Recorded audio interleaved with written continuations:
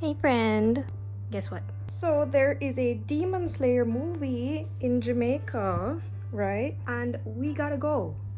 Anime Confest is having a link up at Carib 5 to watch the new Demon Slayer movie, okay? And of course, you know, your girl and the Valkyries of Arcadia are going to be there. This is all thanks to Anime Merchant, by the way. Shoutouts to you. So yeah, if you want to catch the Demon Slayer movie alongside your girls from the Valkyries of Arcadia, make sure you come out to Carib 5 this Saturday night at around 7:30. The movie itself starts at 8:15, so you know you get a little time for hang out, take picture and all of that niceness. And with that being said, you know you get to hang out with the community, the Anime Confess community, JCC community. Make sure you come out in your cosplay or your closet cosplay. As you see, I'm working on mine right now. This is a piece of cloth, and you know this is my first makeup test as Uzui Tengen, so you know what go on, right? So make sure you get your little outfit. You know, if you go all out, but you can go all out if you want to.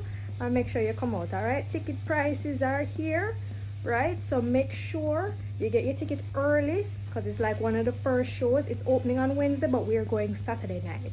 Okay? See you there.